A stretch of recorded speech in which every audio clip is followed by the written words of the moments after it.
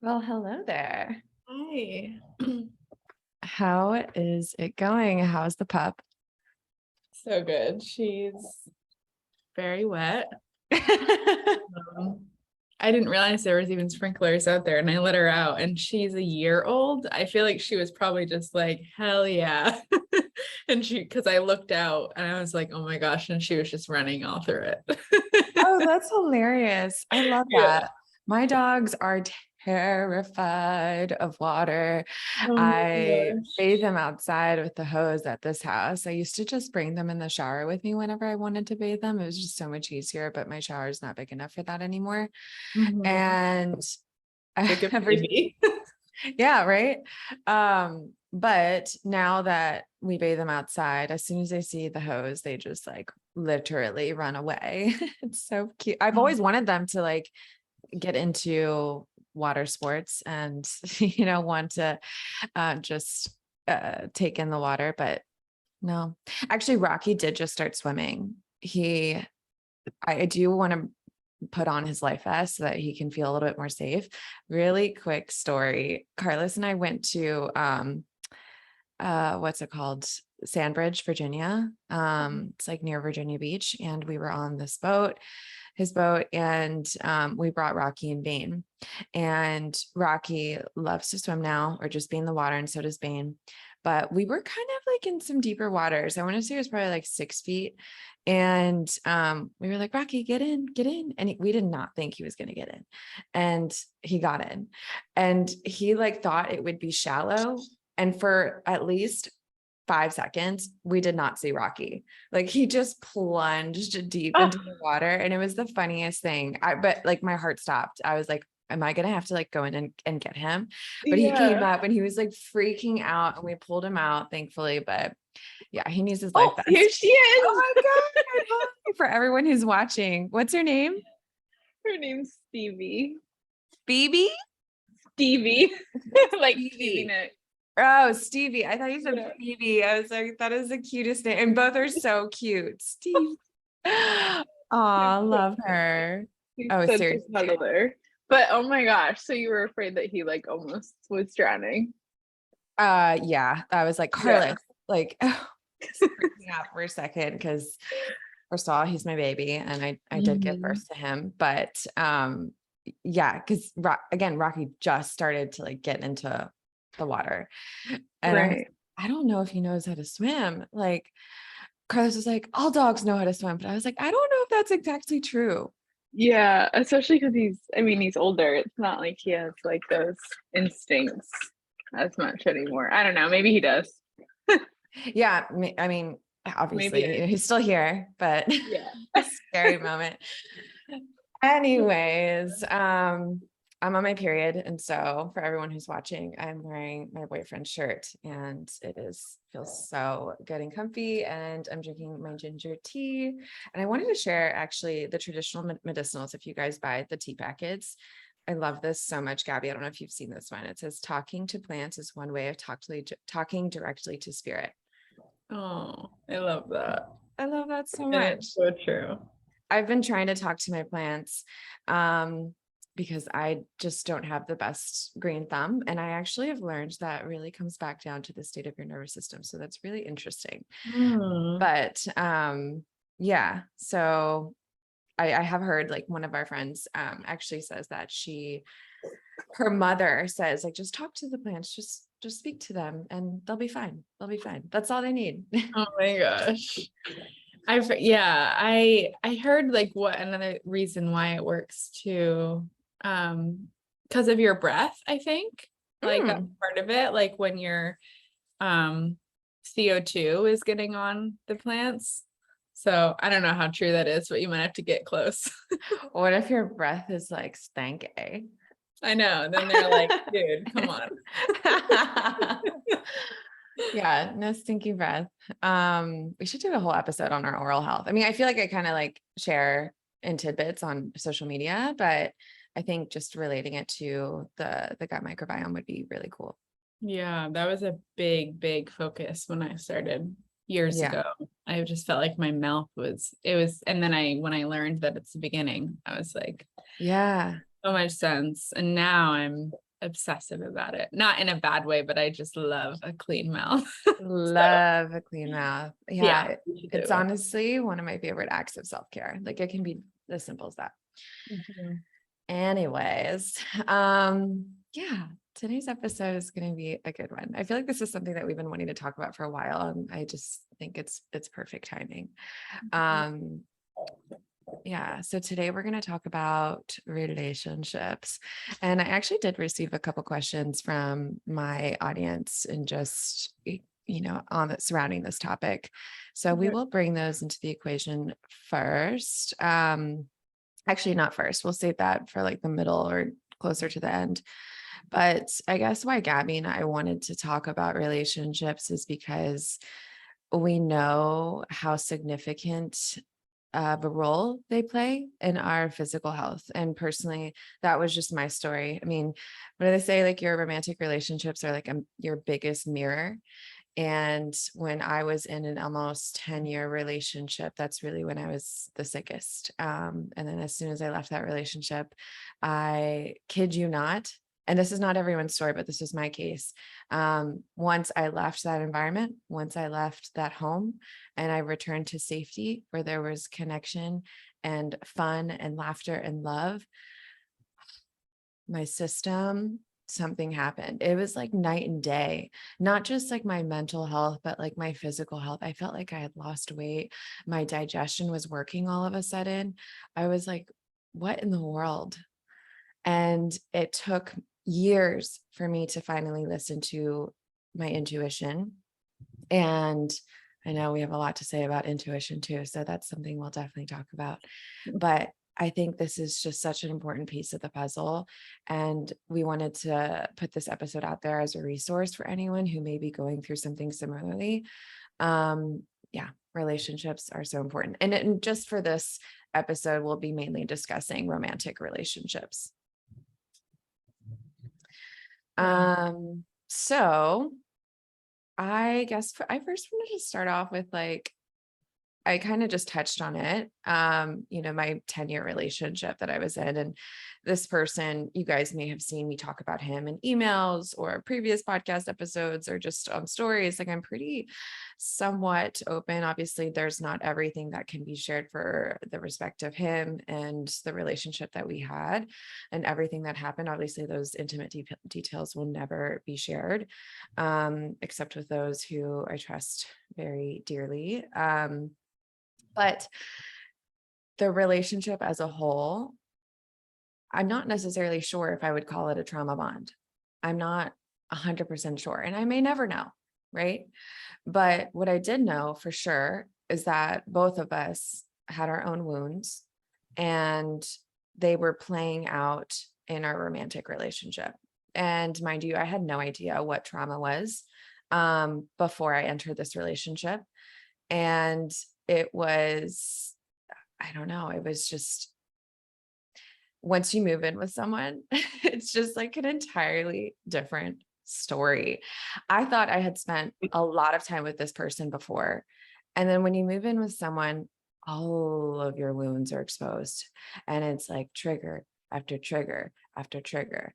And this is actually one of the questions that I received. I'm going to pull it up really quickly because I thought it was so good. It says how to move past previous hurts in the relationship and how to stop being triggered by spouse more often than not, despite him trying.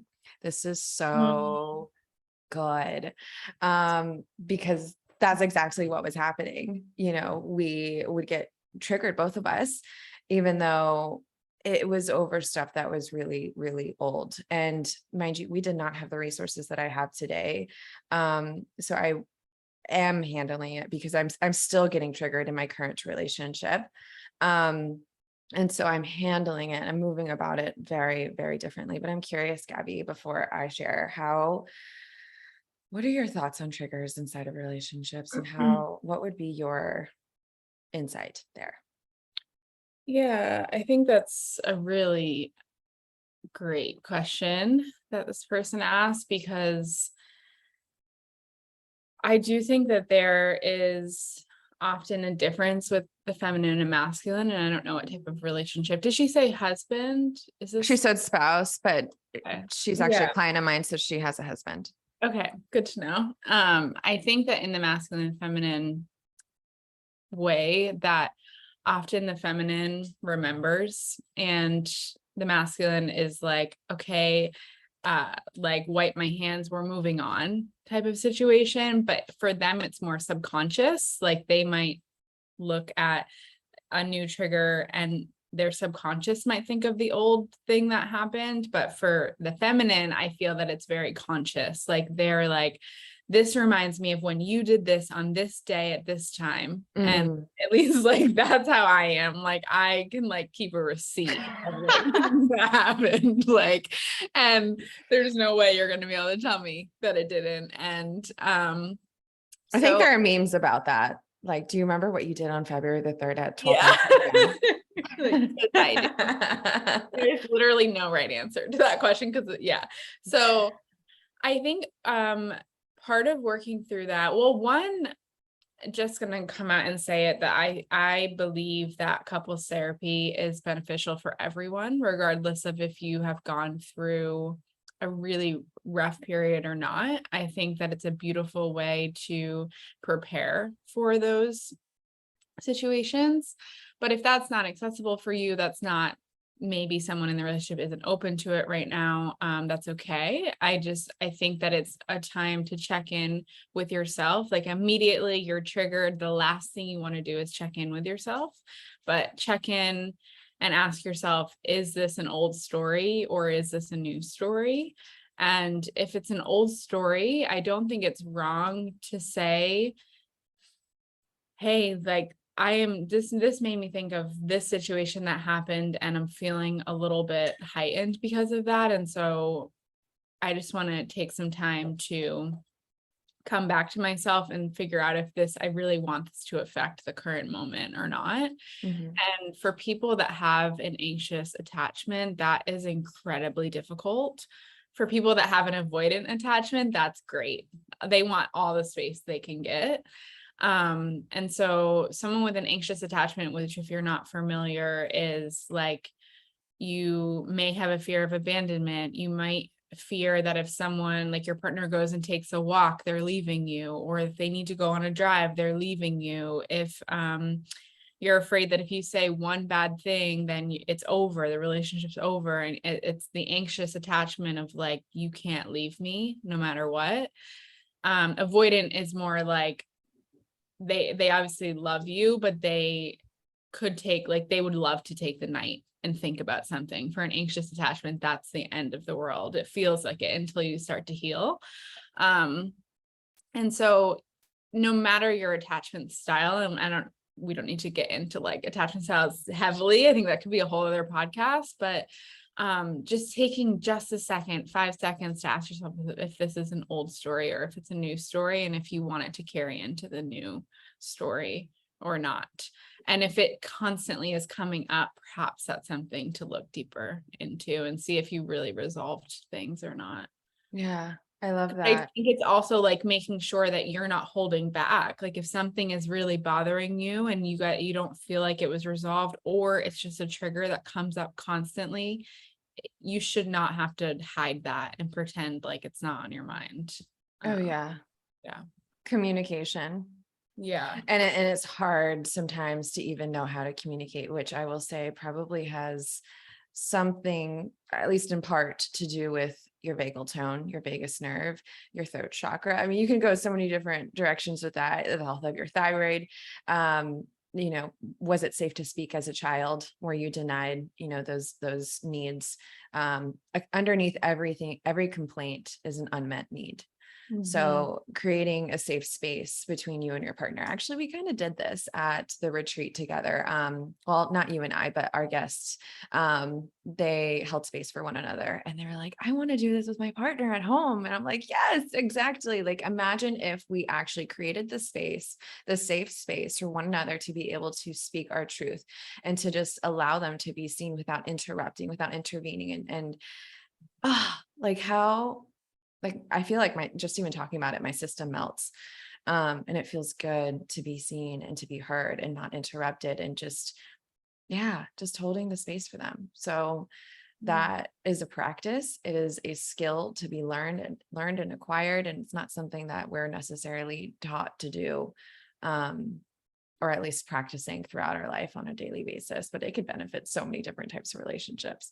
So many relationships. And something that I haven't really like publicly said this, I've been beating around the bush, but I got out of a long-term relationship in April, officially, which is like the deepest heartbreak of my life. But we were in couples therapy, and something our couples therapist mentioned is that when two people are not seeing eye to eye, like one person seeing a 6 and one person seeing a 9, and the other person is never going to see the other number. That's just not going to happen. So in certain situations, hopefully not every situation you're in that scenario, but in certain situations. And so what is important is making sure that you're hearing what that other person is seeing. Otherwise, you never hear what they're seeing, and you can't empathize. You can't come to a conclusion if you don't know what they're seeing. And so that's what the holding space does too, is like allows you to take yourself out of it for just a minute and see what they're seeing,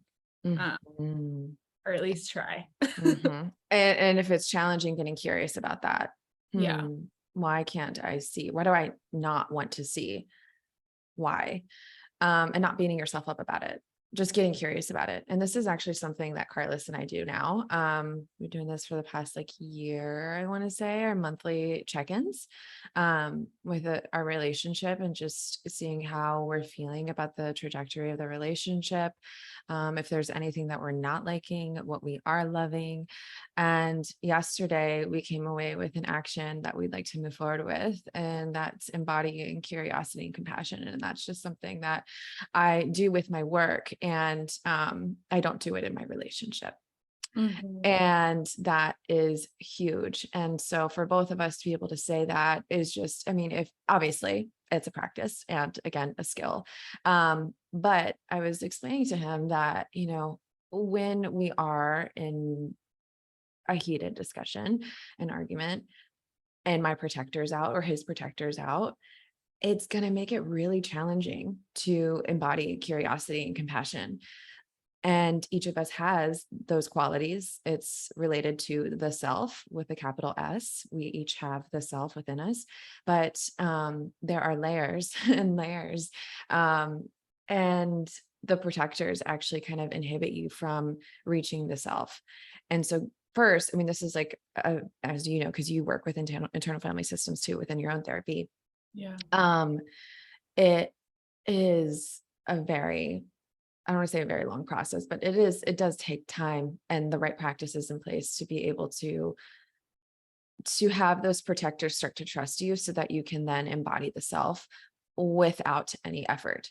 And so then it's easy and easier to become more curious and compassionate towards your partner, instead of saying, the blame and the hate game, you did this, you did that, why don't you do this? And again, it makes perfect sense. It makes perfect sense that you are reacting that way. You are behaving that way. And also I would say it comes back down to the state of your nervous system too, getting curious about that. The fight, flight, freeze response. If you're constantly like fighting with your partner, I think that was kind of like a part of this question too. Oh, well, kind of not really, but she's triggered by him. So we can assume there's some sort of like fight or flight response, or maybe there's a complete shutting down.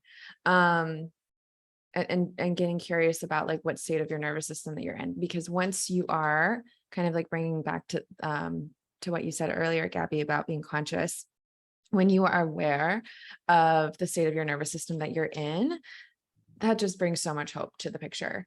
I feel like when you understand, oh, I'm in flight, and that makes so much sense that I'm fleeing the situation. When my partner does this, I just want to run away. I just don't want to talk about it. All of that. That makes perfect sense. And going back to what Gabby said, pausing, it's all in the pause, guys. It's all in the pause, which I think for me, it's easy to engage the pause with my breath, and feeling my feet on the ground. As simple as that. But, playing with your system and getting curious about what works for you, so that you can kind of just start automatically reverting to a pause instead of reacting right away, so that we may respond appropriately. But also, the way you're reacting is an appropriate response for the state of your nervous system that you're in. So again, I just don't want anyone to feel bad about behaving the way they do and being triggered, because again, it makes perfect sense. It makes perfect sense. And the parts of you that get frustrated and angry and want to fight, those are that is anger, and anger is always covering up another emotion. Yeah. And the other day I had therapy, personal therapy, and I'm not someone that experiences anger a lot. But something triggered me in the past couple of weeks that I was feeling very angry, and it was like my grief cycle felt like it was starting over, and I was frustrated at that. It was just like a cycle. And I said to my therapist, who we're having on, and I'm so excited, but I said to her, I just think this is anger. There's nothing it's covering up. It's definitely not covering anything up. I think I'm angry, and I think I deserve to be angry, and like all of this stuff. And so we did an IFS session, which we'll explain to you in that next episode. But it's basically parts work. And 1000% it was covering up a sadness that I had, and it got revealed to me through that session. Otherwise, I would have just ran with the anger. I was so sure of it. Mhm. And the other thing, side note, that I want to say as well is that for this person and anyone who might be experiencing this, if you've ever gone through anything like anything like an infidelity or something that really broke your trust, and that is something that keeps coming up for you, there is a moment where, yes, like, is this an old story or a new story? But there's also a moment of like, when do I trust my intuition that this might actually be true? And so discerning between that is really difficult for some people. And I just want to put that as a disclaimer, because I never want someone to think that, oh, that's an old story, I need to move on for it. If it continues to come up for you, I do think it's something to explore, making sure you have the information that you need and you deserve. Absolutely. I think your intuition, this is kind of how I explain it to people. And I've had multiple discussions with clients about like if it's deciding to work with me, or if they are making a big decision in their life. Like, Kiara, I don't know if this is like, how do I tell if this is fear or intuition? And you can kind of apply this to if it is something involving your relationship. Should I leave? Should I stay? I don't know. Like, that's kind of like what I was battling. And I told myself these were the thoughts that are what were ruminating in my head. Like, no, I'm supposed to be with this person, like no matter what, no matter what. And I think that was the story that was indoctrinated in me when I was a child. Like, no matter what, you marry this person and like you find your person, that's it. You just know. And you're supposed to make it work no matter what, no matter what. Mm. And of course, like for those who don't know, my parents are now divorced.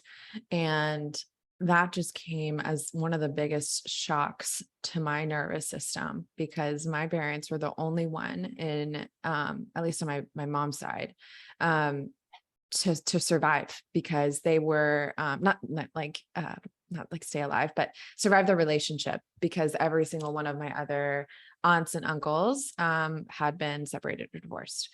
And I was like, oh, my mom and dad, like they're just like amazing. And I'm so happy that they're still together. And so of course they get divorced. And it kind of just revealed the story with my mom as well. Like it doesn't always have to be no matter what. You can say no. You can say no more. And so the way I describe this intuition piece, and I'd love to hear what your thoughts are too, is this quiet and clear inner knowing. And fear, on the other hand, is kind of this like it doesn't feel solid. It doesn't feel sturdy. It's like the I don't even know. It's like fast. And it reminds me of trauma, because trauma moves fast.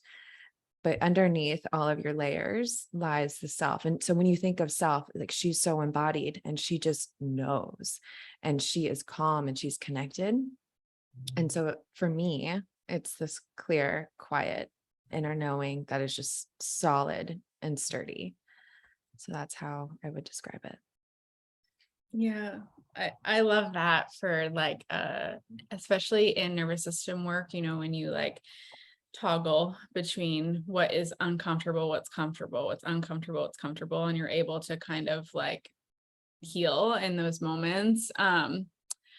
For me, I would say I've really struggled with that intuition versus fear for a long time, because I felt like so for me, this might be a little different, but my intuition is sometimes coupled with fear, because what I'm intuitively knowing, I'm also fearful of.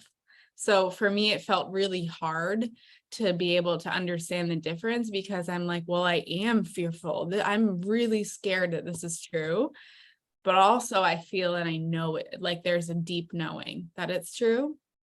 And so the way that I decipher it is they have to be together. So my intuition could be paired with fear, but the intuition is still there. And the deep knowing, I mean, is still there, versus I know that it's just fear when I only have the fear response and I'm not quite sure if the deep knowing is there. And that's how I decipher it. Because, a lot of the things I intuitively am thinking about are also fears. Yes, that makes so much sense. I love that. And for me, I think when I was in the midst of all of it, my nervous system was also very, very, very dysregulated. Again, like super symptomatic, and just in so many ways, physically and emotionally. And I want to say I was probably very stuck in like this functional freeze response. And that also blocked my intuition. So getting curious about that, if you feel like you really can't tap into your intuition, because it's there underneath all of it. But I also wanted to add, as far as the triggers go, there are two ways to regulate yourself. So yes, it can be self-regulation, but as you said, Gabby, if you have an anxious attachment style, which hello, I do, or I did, and it was very hard to self-regulate. So one of the ways that I began this nervous system work was to co-regulate with someone. So there's self-regulation and co-regulation. There's the only two ways you can regulate. Co-regulation gives you a taste of what ventral vagal tastes like. It gives you a taste of what building capacity feels like. And so when you're able to co-regulate and notice everything, like bring awareness to your system and what's happening on the inside as you are co-regulating with a good friend, with your dog, with a therapist, noticing what's happening inside of your system, that tells you, oh, my system feels like it's in ventral vagal. It's calm, it's connected, feels good, it feels at ease, I feel joy, love, whatever.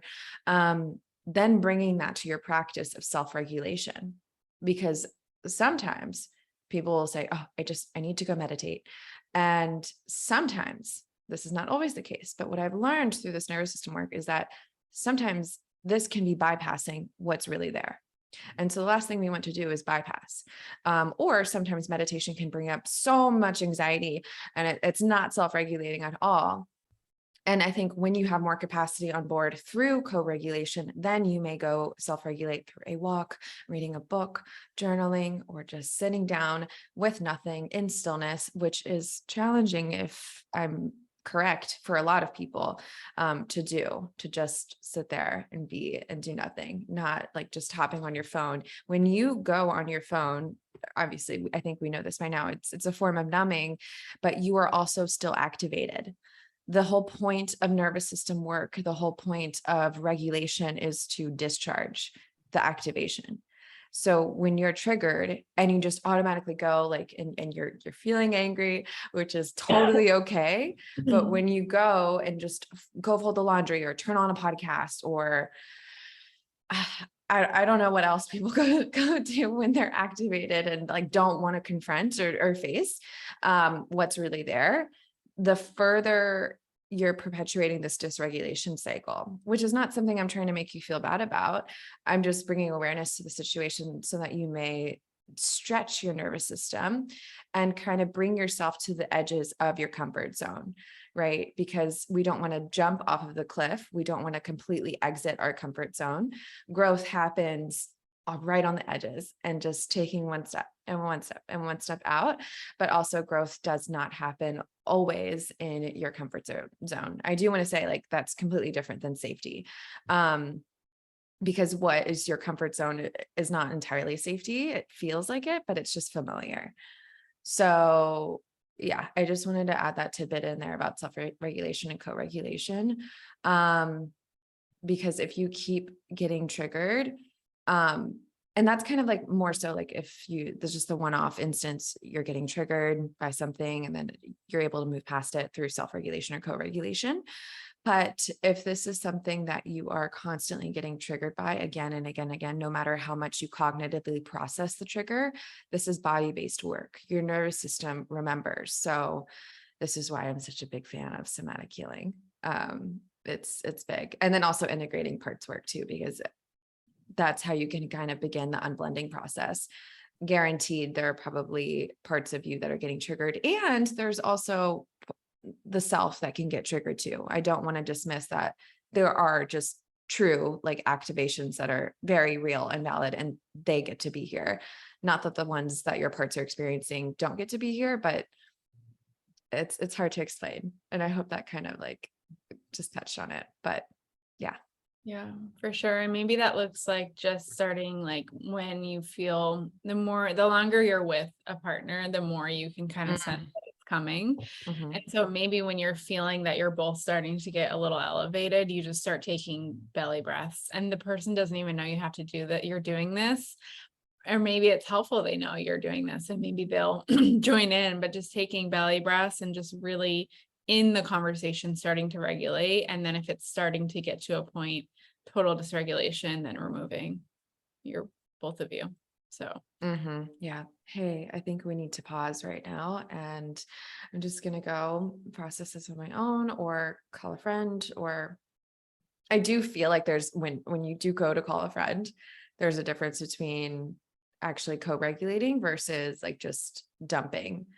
I think, from what I've learned through the years, asking for not necessarily in every relationship is different, but for me, asking if someone has capacity to respond to something right now, because obviously you want to co-regulate with them. If they don't have capacity, how are you going to be able to co-regulate with them? So yeah. Yeah. And with the attachments, like when you do leave a situation, knowing each person's attachment is helpful, because in an anxious attachment, like for me, I'll just say it's really helpful if someone was to say, my boyfriend, my husband was to say, I need to take a break. Yeah. What I need to hear is that I'm not leaving you right now. I just need to take a break and we can come back to this conversation in an hour, in 2 hours, maybe it's tomorrow, but I am committing that we're coming back to this conversation. I just need a break right now. That is so soothing to my nervous system. And I can just take a deep breath if somebody says that to me versus I'm going on a drive. I'm like, whoa, are you leaving? Are you ever coming back? Like they're Yeah. told a totally different story. And Mhm. someone who's avoidant needs the anxious person to be able to say, thank you for telling me that. And I'm looking forward to like coming back to the conversation. End of story. Say I love you if you say that and then move on.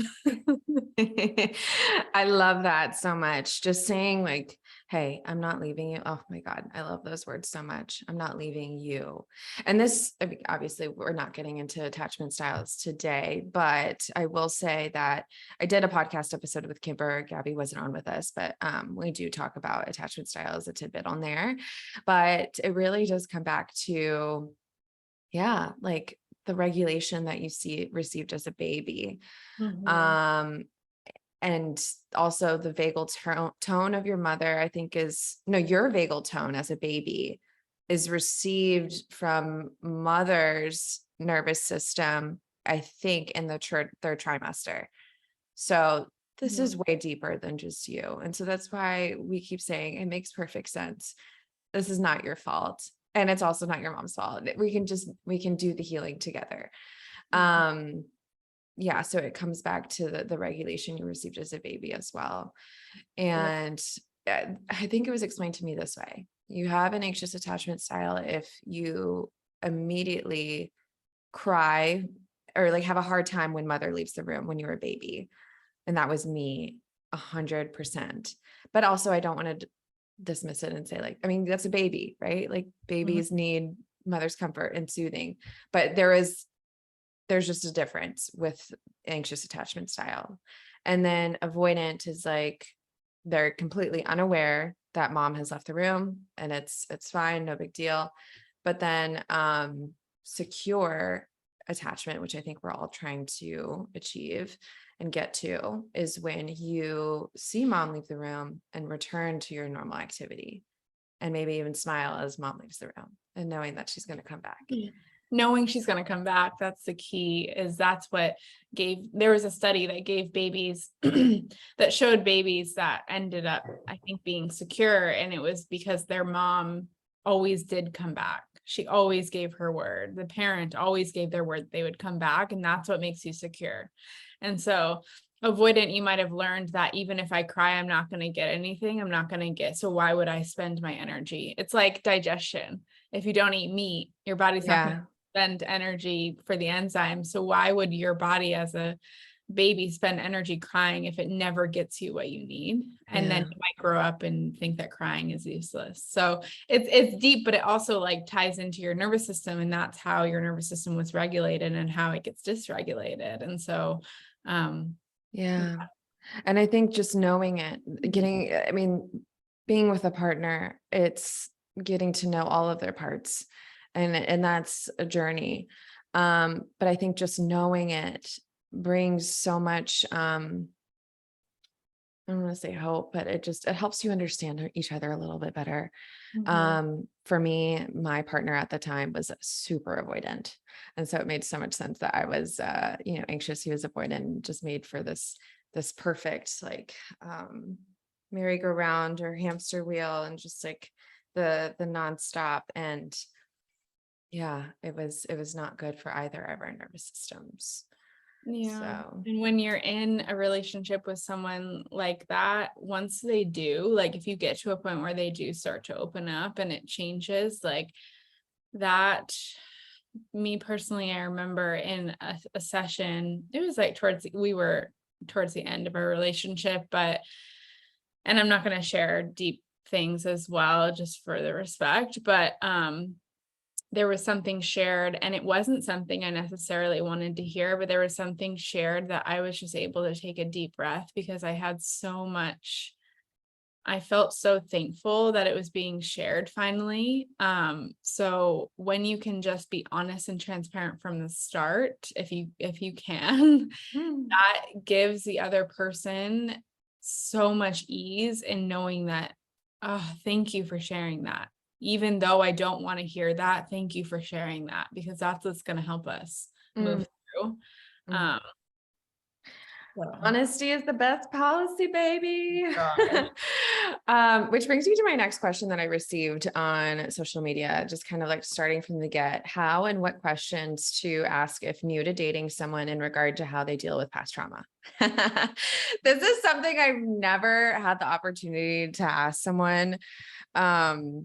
Actually, no, I guess I kind of did. But I'm curious, Gabby, if you were, you are single now, but you're not dating. But if you were to, you are? No. I was like, huh?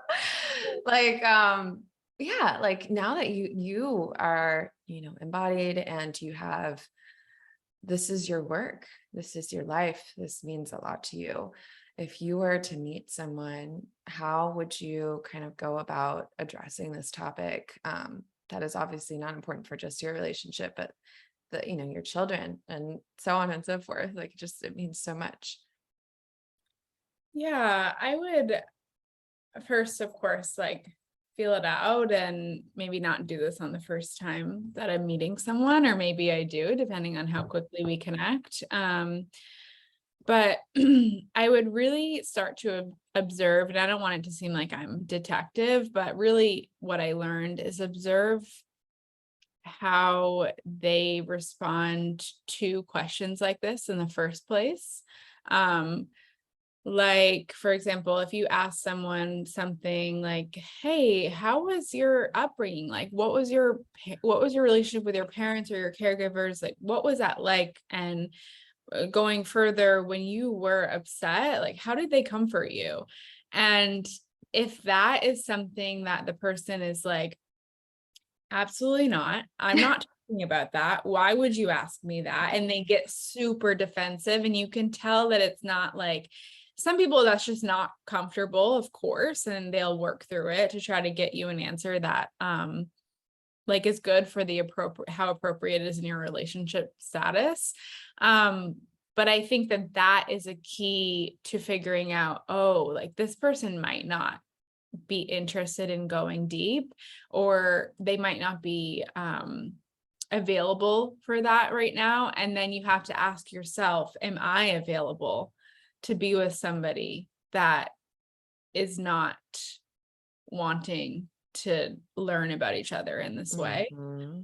And really listen to that from the beginning. And I want to make sure I'm making this clear that it's not comfortable for everyone. So for some people, you can tell, ooh, that was a weird question, but I'm interested in breaking those walls, versus, oh, can we change the subject Mm-hmm. type of thing. Like, I'm not even going to tell you I'm uncomfortable either.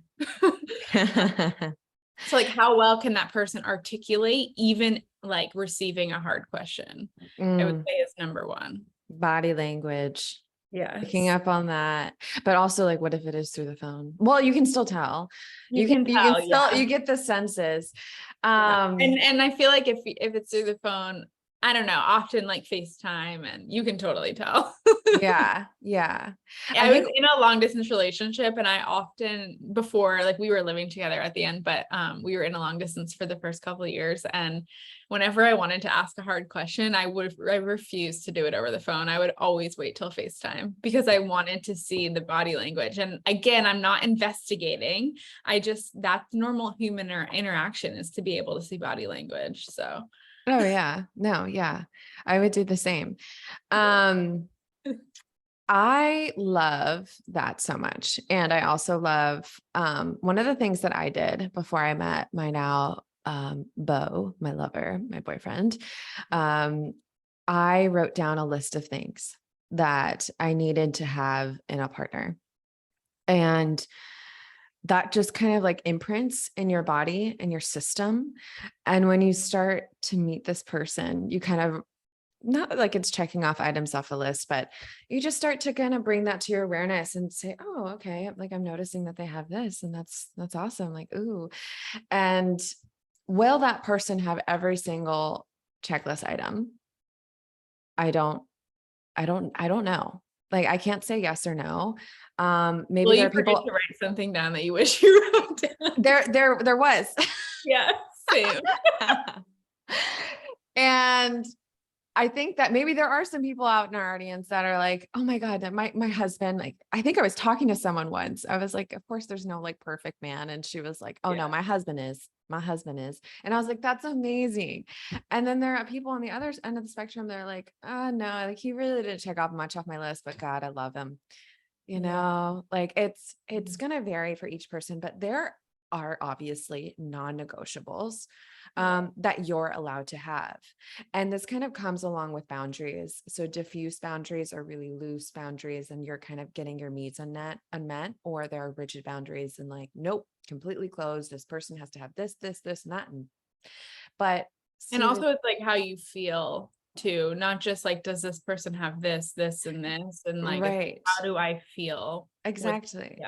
Exactly. It's the boundaries are super loving. And I think there's kind of like the confusion when you hear the word boundary. It's kind of like, they're not the same as walls.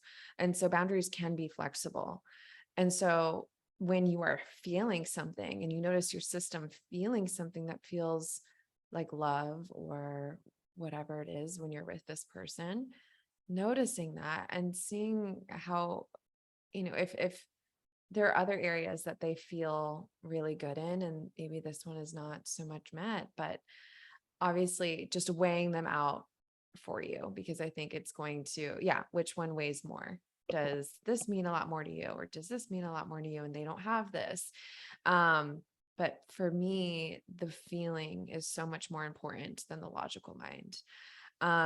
But going back to her question, because I wanted to circle back to that.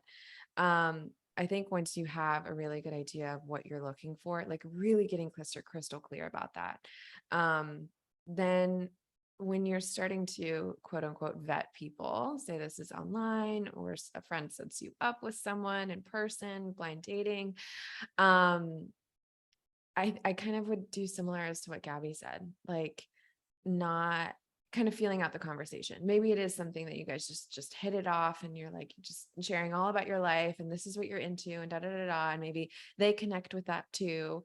But if you're starting to notice that there is like some quiet, or like, hey, can we change the topic on this, or like that just feels weird, or that's such a strange question to ask on like a first date or whatever, then that's your cue. But I also know people who are like not afraid to ask on the first date, or maybe it is online dating and you have your list of questions. Like if this person doesn't have these 4 non-negotiables, then we're not even talking even further. Like, thank you for the conversation. Let's move it along, because this is someone that I really, this is what I need to have.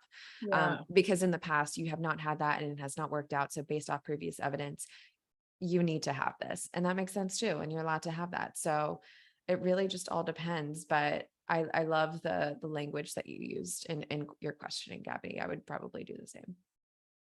Yeah. And just like there's a difference between someone being totally closed off and someone just being a little uncomfortable, and being uncomfortable is totally normal and okay. And there might be a time that you're uncomfortable with something they ask you, and that's normal and not an emotion that anyone should have to hide. It's really on, is it a closed door or is the door like a little bit cracked? Like, can you see that maybe eventually you guys will be comfortable enough to get in there? Or is it something that you can see down the line that this is going to be a pattern, that this person is just not going to open up to you? And are you okay with that?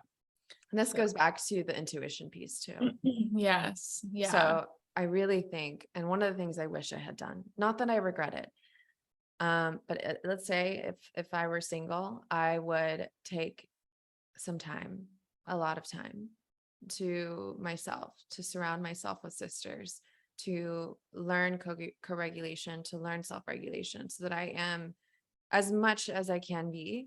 Not that I'm going to be perfect entering a relationship. So many people have this misconception that we need to be healed in order to like heal all our traumas before we enter the next relationship. That's not true. That's not true. Before I met my now partner, like there's still so much there that I'm working through. I am not perfect. He's not perfect, but gosh, he is just so perfect for me, and just co-regulating with me. Like the way he attunes to me is everything that I've ever needed.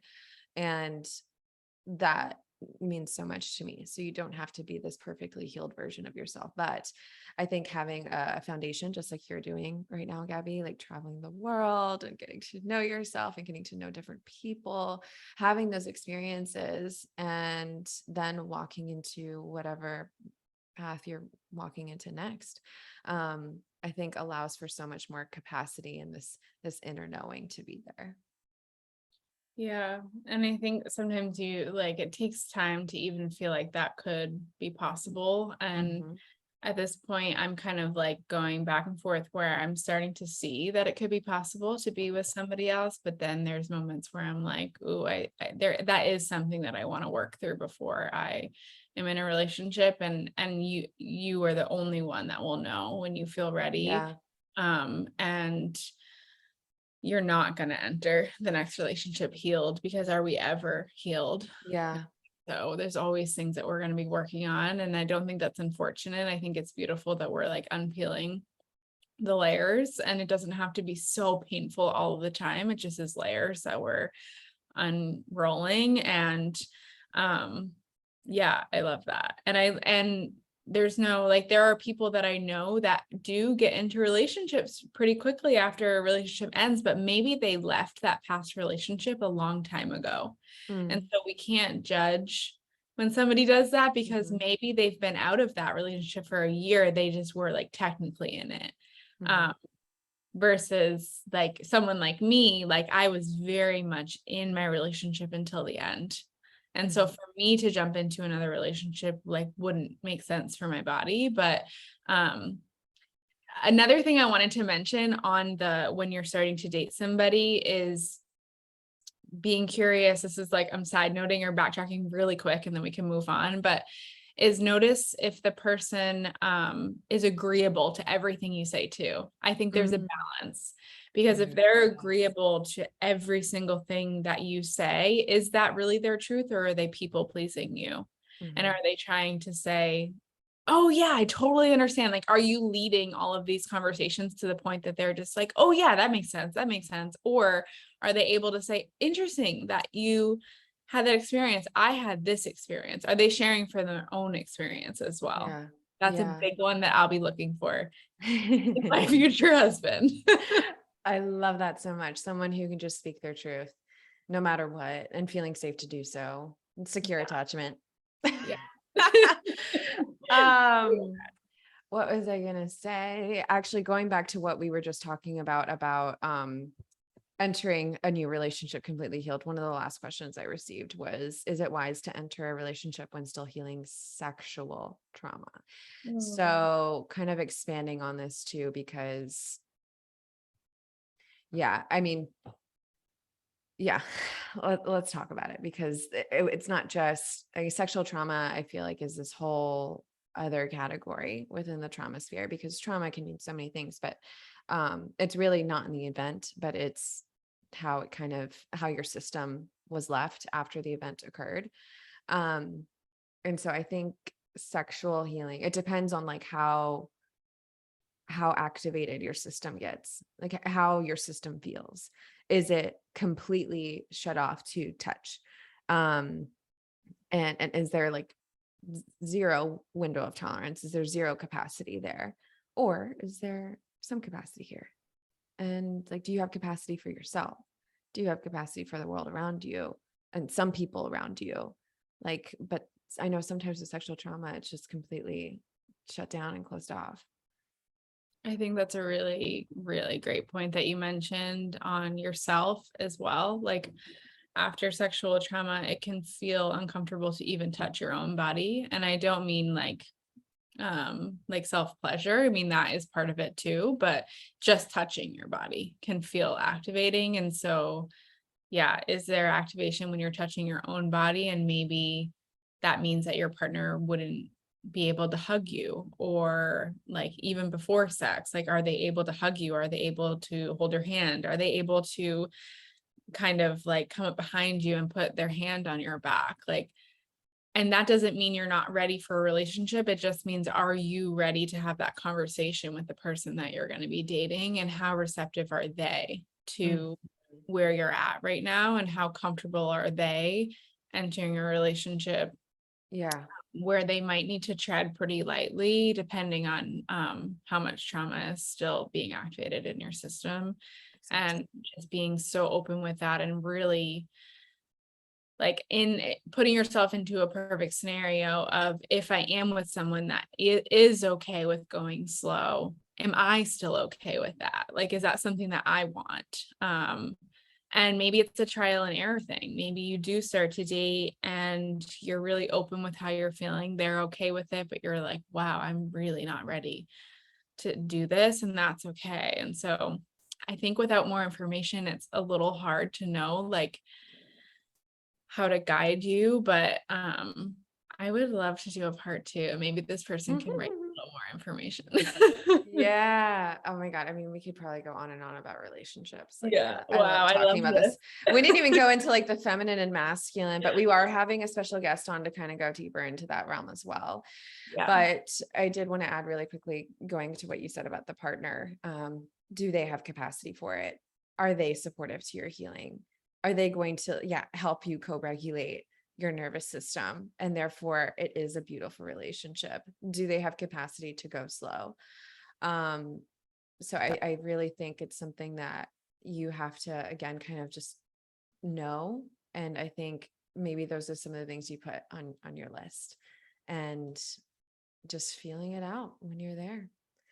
I know that sounds so basic and cliche, but like, God, it's so true.